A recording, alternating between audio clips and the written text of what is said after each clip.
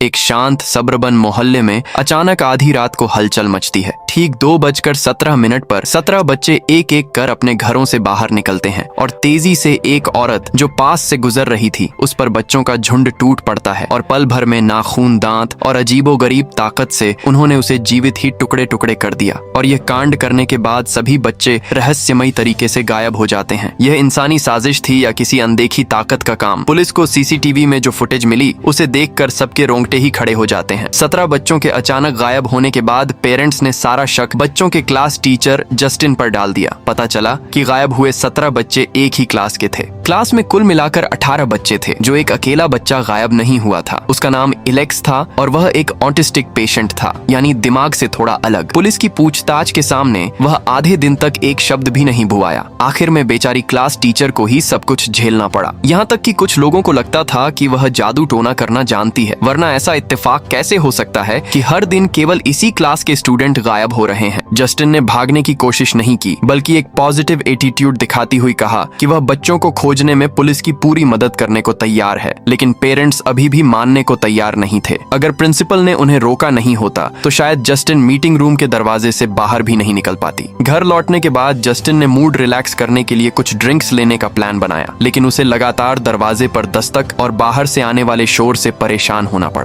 वह किसी से हिसाब बराबर करने के लिए तेजी से बाहर भागी, लेकिन शरारत करने वाला कब का भाग चुका था। जस्टिन ने गुस्से में मुड़कर देखा तो पाया कि किसी ने उसकी गाड़ी पर लाल पेंट डाल दिया है। बिना सोचे समझे वह जान गई थी कि यह सब बच्चों के पेरेंट्स का काम है, और इससे भी बुरी बात यह थी कि यह पेंट वाटरप्रूफ था। जस्टिन को उसी हालत में गाड़ी चलाकर स्कूल आना पड़ा। वहाँ उसे प्रिंसिपल से एक और बुरी खबर मिली। पेरेंट्स के गुस्से को देखते हुए उन्होंने जस्टिन को कुछ समय के लिए घर पर आराम करने की सलाह दी, जब तक कि केस में कोई ठोस प्रोग्रेस ना हो जाए। लोगों की अजीब नजरों को महसूस करते हुए जस्टिन ने तंग आकर पुलिस स्टेशन में रिपोर्ट दर्ज कराई, लेकिन पुलिस वाले का रवैया बहुत ढीला ढाला था। उसने बस एक सिंपल एंट्री की और उसे घर जाकर खबर का इंतजार करने को कहा। शुक्र है कि जस्टिन को पुलिस स्टेशन के गेट पर अपना दोस्त पॉल मिल गया। दोनों का बार में मिलने का प्लान बना। पता चला कि उनका रिश्ता आम दोस्तों जैसा नहीं था। जस्टिन पॉल की मदद चाहती थी। वह पेरेंट्स की हरकतों से तंग आ चुकी थी। कौन जानता था कि पॉल का एटीट्यूड इतना ठंडा होगा। उसने कहा कि अभी पुलिस डिपार्टमेंट पर भी बहुत प्रेशर है और वह जो कर सकता है वह बहुत लिमिटेड है, लेकिन बेरुखी के बावजूद इससे दोनों को एक साथ अच्छी शाम बिताने में कोई फर्क नहीं पड़ा। पॉल को छोड़ते समय जस्टिन ने अपनी क्लास के अकेले ना गायब हुए स्टूडेंट एलेक्स को देखा। इससे उसे अचानक एक अजीब बात याद आई। पहले एलेक्स के पापा उसे स्कूल से लेने के लिए हमेशा टाइम पर आते थे, लेकिन पिछले महीने से एलेक्स हमेशा पैदल घर जाता था। जस्टिन चुपके से उसके पीछे होली और देखा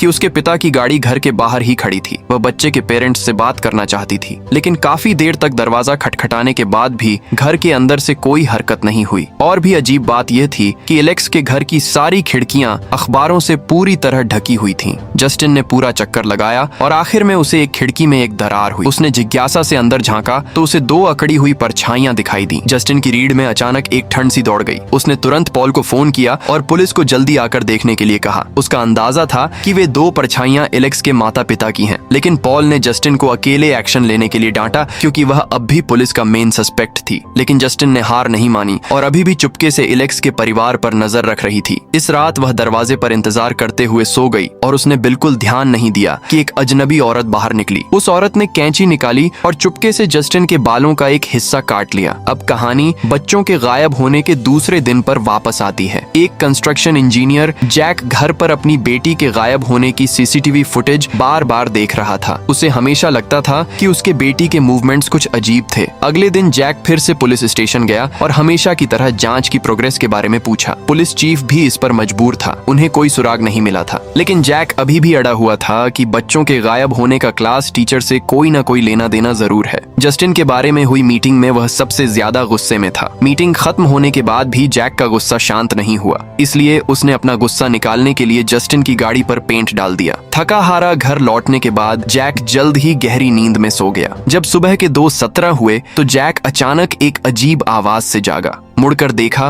तो उसे अपनी गायब हुई बेटी की धुंधली परछाई दिखी, लेकिन पता नहीं क्यों वह तेजी से घर के बाहर भागने लगी। जैक अपनी पूरी ताकत से उसके पीछे भागा और अनजाने में जंगल के किनारे पहुंच गया। फिर वह सामने का नजारा देखकर हैरान रह गया। सामने उसके घर जैसा ही एक और घर दिखाई दिया। अपनी बेटी को अंदर भागते देख जैक ने अपनी हैरानी को काबू में किया और एक एक कदम करके कमरे में घुस गया। उसका चेहरा उलझन से भरा था क्योंकि घर के अंदर का लेआउट बिल्कुल उसके घर जैसा था। सीढ़ियों से दूसरे फ्लोर पर जाकर देखा तो बेटी अपने बेडरूम में लेटी हुई थी। जैक एक्साइटमेंट में आगे बढ़ा, लेकिन जैसे ही वह झुका बिस्तर पर लेटी बेटी का चेहरा बदल गया। अगले ही पल जैक ने झटके से अपनी आंखें खोली। पता चला कि जो उसने अभी देखा वह सिर्फ एक सपना था। अब तक आसमान साफ हो चुका था। घर से बाहर निकलकर कल के सपने वाले जंगल से गुजरते हुए जैक को कुछ याद आया। वह तेजी से घर वापस भागा, शहर का नक्शा निकाला और अपनी बेटी के गायब होने के रास्ते को मार्क किया। फिर वह अपने पड़ोसी के घर गया। उसका बच्चा भी उसी दिन गायब हुआ था। उस रात की सीसीटीवी फुटेज निकालकर जैक ने लड़के के भागने की दिशा में एक और लाइन खींची। हालांकि यह उसकी बेटी के भागने की दिशा से अलग थी, लेकिन दोनों का एक साफ मीटिंग पॉइंट था।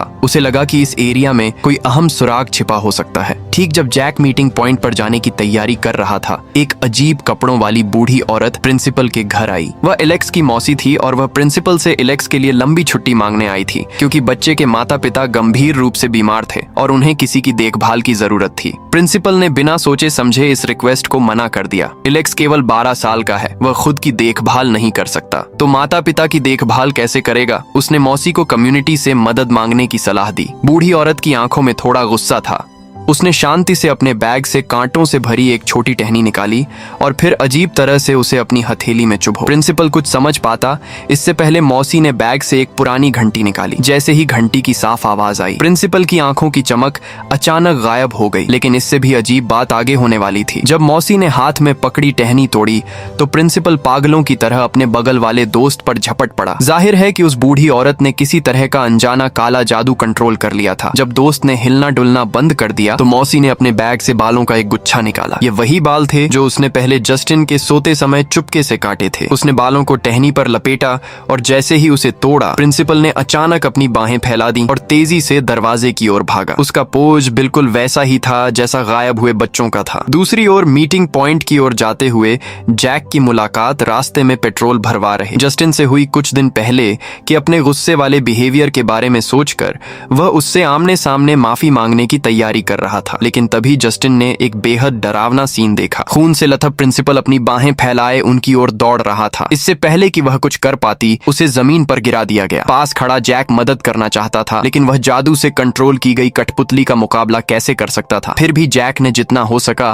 प्रिंसिपल को रोके रखा। जस्टिन ने मौका देखकर उठकर कन्वीनियंस स्टोर का एक चक्कर लगाया। उसने देखा कि प्रिंसिपल अभी भी उसका पीछा नहीं छोड़ रहा है। उसने घबराहट में गाड़ी चालू की। प्रिंसिपल की आंखें लाल थीं और वह बिना किसी परवाह के पागलों की तरह पीछा कर रहा था। लेकिन उसे यह नहीं पता था कि चौराहे से गुजरते समय उसे एक गाड़ी सीधे आकर टक्कर मार देगी। हादसे के बाद घायल जस्टिन और जैक दोनों को अस्पताल ले जाया गया। जैक ने मौके का फायदा उठाकर जस्टिन से माफी मांगी। उसने पहले अपनी आंखों से प्रिंसिपल का अजीब बिहेवियर देखा था और अंदाजा लगाया कि गायब हुए बच्चे भी उसी की तरह शायद किसी अजीब काले जादू के असर में हैं। फिर उसने अपना बनाया हुआ नक्शा निकाला और जस्टिन को संदिग्ध मीटिंग पॉइंट के बारे में बताया। जस्टिन ये सुनकर हैरान रह गए क्योंकि मीटिंग पॉइंट एलेक्स का घर था। दोनों तुरंत अस्पताल से निकले और मीटिंग पॉइंट की ओर गाड़ी से चल पड़े। लेकिन जैसे ही वे कॉलोनी के गेट पर पहुंचे, उन्होंने पॉल की पुलिस की गाड़ी को एलेक्स के घर के नीचे खड़ा देखा। जस्टिन का मन शक से भर गया। क्या पुलिस ने उनसे पहले बच्चों को ढूंढ लिया था? कहानी फिर से बच्चों के गायब होने के दूसरे दिन पर वापस आती है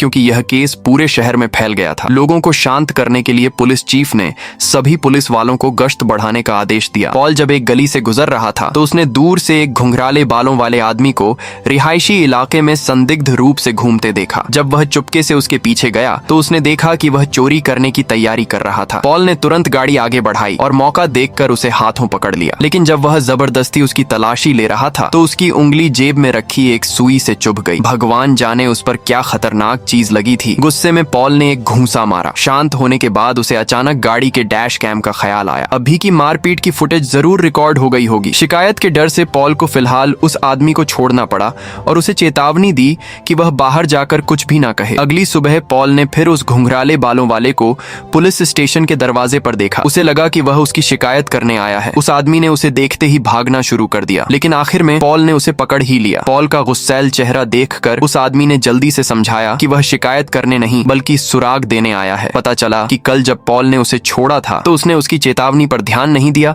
और चोरी का मौका ढूंढता रहा। इस बार वह जानबूझकर एलेक्स के सुनसान घर पर आया। खिड़कियों को अखबार से ढका देख उसे लगा कि घर में कोई नहीं है, तो वह खिड़की से अंदर चढ़ गया। जैसे ही वह हॉल में पहुंचा, उसने सोफे पर एलेक्स के माता पिता को देखा। बड़ी मुश्किल से खुद को शांत करने के बाद उसने देखा कि वे हिल नहीं रहे हैं। उसने सोचा कि वे शायद मोम के पुतले या गुड़ियां हैं, इसलिए उसने फिर से निडर होकर सामान बटोरना शुरू कर दिया। लेकिन गेट में घुसने से पहले ही उसकी टक्कर गुस्से में भरे पॉल से हो गई। उसने सोचा कि पॉल उससे हिसाब बराबर करने आया है, इसलिए वह जितनी दूर हो सकता था उतनी दूर भाग गया। उस आदमी की बात सुनने के बाद पॉल को याद आया कि जस्टिन ने भी कहा था कि एलेक्स के घर में कुछ गड़बड़ है, इसलिए उसने खुद जाकर देखने का फैसला किया। दोनों जल्द ही एलेक्स के घर के दरवाजे पर पहुंचे। पॉल ने उस आदमी को गाड़ी में छोड़ा और खुद जाकर घंटी बजाई। हैरानी की बात यह थी कि इस बार किसी ने दरवाजा खोला और पॉल को अंदर बुला लिया। वह आदमी चौंक गया। उसे नहीं पता था कि घर के अंदर क्या हुआ है। देखते ही देखते अंधेरा हो गया। तब जाकर पॉल गुस्से में बाहर निकला और फिर उसने बेरहमी से उस आदमी को गाड़ी से बाहर खींच लिया। उन दोनों के घर में घुसने के कुछ ही देर बाद जस्टिन और जैक भी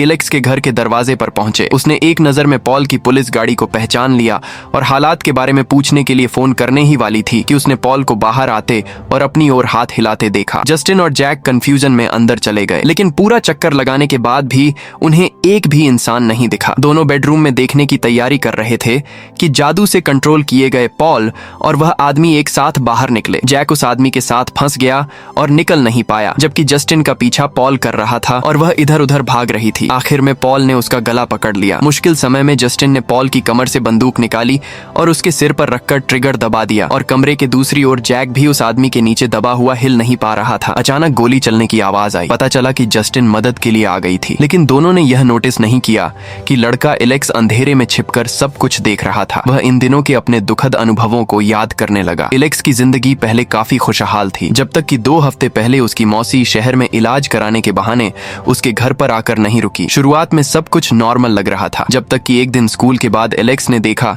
कि उसके पिता उसे लेने नहीं आए। वह अकेला घर चला गया और देखा कि उसके माता पिता डाइनिंग टेबल पर बिना हिले डुले बैठे हैं। पास खड़ी मौसी अजीब तरह से मुस्कुराई और एलेक्स को चेतावनी दी कि वह किसी को भी उसके होने के बारे में ना बताए, वरना वह उसके माता पिता को मार देगी। यह कहने के बाद मौसी ने एक छोटी टहनी निकाली और मौके पर ही शक्तिशाली काला जादू कर दिया। एलेक्स के माता पिता स्टील के कांटे से अपने सिर पर जोर जोर से मारने लगे। ऐसा अजीब नजारा देखकर एलेक्स एकदम से सहम गया। तब से जो लड़का पहले से ही चुप रहता था वह और भी चुप हो गया और किसी से भी अपनी तकलीफ के बारे में बात करने की हिम्मत नहीं जुटा पाया। हर दिन स्कूल के बाद वह जल्दी से घर भागता और अपने बेबस माता पिता को खाना खिलाता। इस रात एलेक्स ने अपनी मौसी को कमजोर होकर जमीन पर लेटे देखा। पूछने पर पता चला कि सालों से काले जादू का अध्ययन करने से उसका शरीर कमजोर हो गया है और उसे ठीक होने के लिए जिंदा इंसानों की आत्मा को सोखना होगा। उसने पहले एलेक्स के माता पिता को निशाना बनाया था, लेकिन अब ऐसा लग रहा है कि इसका असर अच्छा नहीं हो रहा है। मौसी को एलेक्स को मजबूर करना पड़ा कि वह उसकी एक और काम में मदद करे, और वह था क्लास के साथियों की पर्सनल चीजें इकट्ठा करके लाना। एलेक्स कुछ कहने की हिम्मत नहीं कर सका। उसने सोचा कि मौसी ठीक होते ही चली जाएगी, इसीलिए उसने स्पोर्ट्स क्लास के दौरान चुपके से अपने साथियों के नाम के टैग चुरा लिए। घर लौटने के बाद मौसी ने टैग्स को पानी में फेंक दिया और फिर जादू करना शुरू कर दिया, और इसी वजह से फिल्म की शुरुआत वाला सीन हुआ। 17 बच्चे एक ही समय में अपने घरों से भागे और एक साथ एलेक्स के घर आ गए। पुलिस की तलाशी से बचने के लिए मौसी ने उन बच्चों को जंगल में छिपा दिया और एलेक्स मौसी की धमकी के कारण किसी को भी सच बताने की हिम्मत नहीं कर सका, जब तक कि एक दिन पुलिस चीफ पॉल घर नहीं आ गया। लेकिन अफसोस वह भी मौसी के कंट्रोल में आ गया। इसके बाद उसने क्लास टीचर और जैक को कमरे में आते देखा। दोनों ने सफलतापूर्वक पॉल और उस आदमी को ठिकाने लगा दिया। जैक सबसे पहले बेसमेंट में भागा, लेकिन अपनी बेटी को खोजने से पहले ही वह मौसी के बिछाए जाल में फंस गया। यहाँ जस्टिन स्टूडेंट एलेक्स को ढूंढ रही थी, लेकिन उसे पीछे से बिना किसी एक्सप्रेशन वाले जैक ने कसकर पकड़ लिया। मौसी शैतानी हंसी के साथ सामने आई। जाहिर है कि उसने जैक को सफलतापूर्वक कंट्रोल कर लिया था। जब वह जस्टिन पर जादू करने की तैयारी कर रही थी तो उसने ध्यान नहीं दिया कि एलेक्स उसके कमरे में पहुंच चुका है और उसने काला जादू करने के लिए इस्तेमाल की जाने वाली छोटी टहनी उठा ली है। इतने दिनों के संपर्क में रहकर वह पहले ही काले जादू के स्टेप्स सीख चुका था। टहनी पर खून लगाने के के बाद इलेक्स ने मौसी के गिरे हुए सफेद बालों को उस पर लपेट दिया। जैसे ही उसने टहनी तोड़ी, बेसमेंट के बच्चे जैसे किसी अनजानी ताकत से खींचे चले आए और गुस्से में चिल्लाते हुए बेसमेंट से बाहर भागे और तेजी से बालों की मालकिन की ओर दौड़े। मौसी बूढ़ी और कमजोर थी। कुछ ही कदम दौड़ने के बाद वह गिर गई। बच्चे उस पर टूट पड़े और पल भर में उसे जिंदा फाड़ दिया। मौसी के मरते ही काले जादू से कंट्रोल किया गया। जैक नॉर्मल हो गया। लेकिन अजीब बात यह है कि गायब हुए बच्चे होश में नहीं आए। एलेक्स के माता पिता भी वैसे ही थे। ऐसा लग रहा था जैसे उन्होंने अपनी आत्मा खो दी हो। यह थी मूवी वेपन 2020 की कहानी। ऐसी ही इंटरेस्टिंग मूवीज देखने के लिए चैनल को विजिट करना ना भूलें। मिलते हैं नेक्स्ट वीडियो में। तब तक के लिए बाय।